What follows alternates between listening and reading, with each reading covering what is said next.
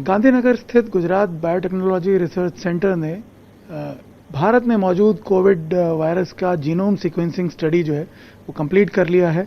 पहला state lab है जिसने ये अचीवमेंट हासिल किया है और इसका क्या सिग्निफिकेंस होगा, कितना इम्पॉर्टेंट है ये आगे चल कर के इस वायरस को समझने में और जो हम दवाओं की शोध कर रहे हैं उस प्रक्रिया में हम समझने की कोशिश करते हैं इंस्टीट्यूट के डायरेक्टर डॉक्टर चैतन्य जोशी से। जोशी साहब, ये बताइए कि ये जो अब आप लोगों ने सीक्वेंसिंग कंप्लीट किया है, एक बेसिक सवाल जो लोगों के मन में उठता है वो ये है कि जो वुहान वायरस है उससे कितना सिमिलर है या कितना डिफरेंट है उससे ये वायरस? ये जो वायरस है हमने गुजरात के पेशेंट से निकाला है और उसका होल जीनोम सीक्वेंस किया है। 29,000 प्लस न्यूक्लियोटाइड की सीक्वेंस हमने तय की है और उसमें से हमने कुल 9 जगह पे म्यूटेशंस चेंजेस पाए हैं। ये 9 जगह पे जो म्यूटेशन है उसमें से 6 mutation already world over lab जो है उन्होंने होल जीनोम सीक्वेंस किया है, उनमें उनको मिले थे, लेकिन 3 म्यूटेशन ऐसे मिले जो हमको यही वायरस में जो हमने वायरस न्यूक्लियोटाइड सीक्वेंस तय किया उसी में मिले हैं। ये जो एक सर्कुलर ग्राफ यहाँ पे सामने दिख रहा है, यहाँ पे आपने रेफरेंस लिया है वुहान वायरस का और जो गुजरात में सार्स कोविड वायरस है उसको आपने दिखाने की कोशिश की है, तो ये क्या रिफ्लेक्ट कर रहा है यहाँ पे? इसमें ये दिखाता है कि वुहान वायरस में जितने भी प्रोटीन्स थे सभी all proteins that we have also detected in the Gujarat SARS CoV genome. मतलब बहुत ज़्यादा डिफरेंस नहीं है उसमें बहुत ज़्यादा डिफरेंस नहीं है। सभी के सभी प्रोटीन जो गुजरात के आइसोलेट है उसमें भी पाए जाते हैं। तो इसका मतलब क्या हम ये निकालें कि अगर दवाएं जो इन्वेंट होकर होती हैं चाइना में या दूसरे पार्ट्स में तो वो इफेक्टिव रहेंगी हमारे लिए भी? स्ट्रेट अवे हम ऐसा नहीं बोल सकते कि इफेक्टिव रहेगी कि नहीं रहेगी। तो इसमें हमको पता लगेगा कि कई सारे प्रोटीन हैं जिसमें हमको ये म्यूटेशन मिला है, जैसे कि ये जगह पे हमको म्यूटेशन मिला है, ये जगह पे वेरिएशन मिला है, यहाँ पर वेरिएशन मिला है। तो ये जो वेरिएशंस हैं उसको मद्देनज़र रख के हमको जो प्रेजेंट ट्रीटमेंट है या तो जो दवाई हम यूज़ करने जा रहे हैं उसके साथ मैच करना होगा, जिसको डॉकिंग बोलते हैं। तो वो डॉक करके हमको पता लगेगा कि ये दवा उसमें कारगर रहेगी कि नहीं रहेगी।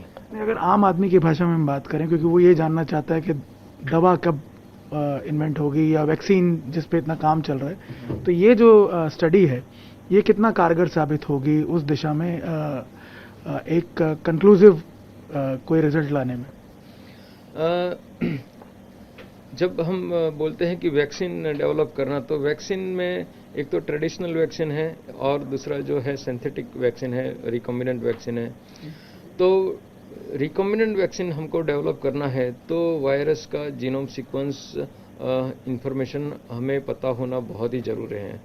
वो नहीं है तो हम सिंथेटिक या तो रिकॉम्बिनेंट वैक्सीन नहीं बना सकते हैं। इसलिए हमको ये देखना है कि ज़्यादा से ज़्यादा आइसोलेट्स का सीक्वेंस हो और उसमें से जब हम पॉपुलेशन के लिए वैक्सीन बना रहे हैं तो ऐसा रीजन ढूंढे कि जो सरफेस पे भी हो, वायरस के सरफेस पे भी हो और वो कंजर्व भी हो, उसका न्यूक्लियोटाइड सीक्वेंस कंजर्व भी हो, ताकि जो वैक्सीन बनेगा वो ज़्यादातर पॉपुलेशन को इफेक्टिव रहेगा।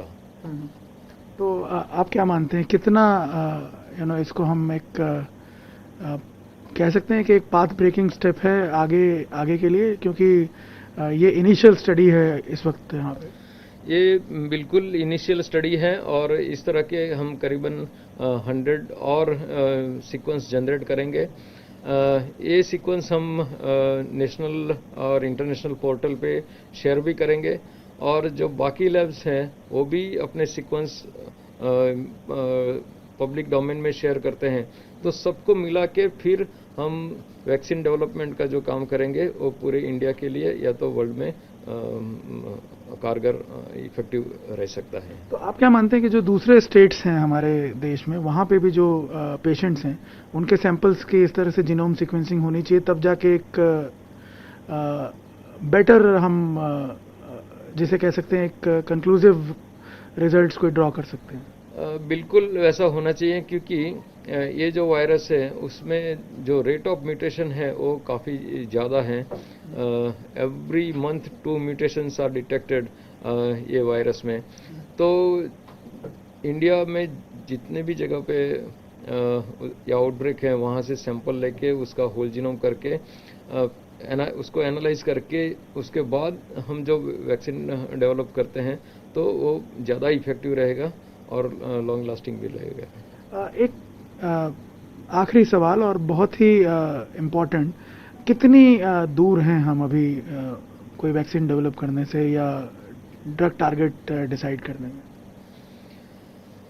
वैक्सीन डेवलपमेंट या ड्रग टारगेट में ऐसा है कि कई ऑर्गेनिजम्स, जीवाणु विषाणु ऐसे हैं कि जिसके सामने वैक्सीन बनाना बहुत चैलेंज है, और कई जीवाणु विषाणु ऐसे हैं कि जिनमें बहुत आसानी से वैक्सीन बन सकता है।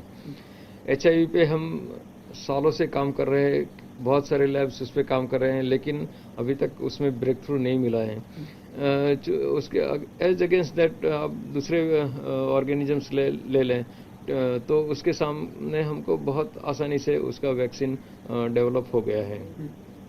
तो इसमें भी जरूरी नहीं है कि ये बहुत मुश्किल साबित हो। इसमें भी जो साथ में मिलके नेशनल लेबोरेटरीज साथ में मिलके काम करें तो बहुत जल्द उसका जो स्टडी आपने की उसमें से क्या इंडिकेशंस मिल रहे हैं? ये जो स्टडी किया उसका हम एनालिसिस कर रहे हैं, और कई म्यूटेशन हमको स्पाइक प्रोटीन में भी मिले हैं। तो ये यदि नोवेल म्यूटेशन नहीं है और रूटीन म्यूटेशन है तो उसको ध्यान में रख के भी हम वैक्सीन डेवलपमेंट के लिए प्लान कर सकते हैं। तो ये थे डॉक्टर चैतन्य जोशी जो बता रहे हैं कि इस पे और अभी काम होने की ज़रूरत है, क्योंकि सबसे सिग्निफिकेंट बात जो इन्होंने बताई कि वायरस जो है बहुत ही फास्ट म्यूटेटिंग वायरस है। हर महीने में 2 म्यूटेशन जो है वो एंटिसिपेट किए जा रहे हैं इसके अंदर। तो ऐसी सिचुएशन में और काम करने की ज़रूरत है, और जैसा कि इन्होंने बताया करीब 100 इस तरह की स्टडीज़ अभी और करने जा रहे हैं ताकि इस वायरस की क्षमता को पहचाना जा सके और ड्रग टारगेट डिसाइड किया जा सके और नई वैक्सीन के क्षेत्र में भी आगे बढ़ा जा सके। कैमरामैन अमित राठौड़ के साथ निर्णय कपूर, इंडिया टीवी, गांधीनगर।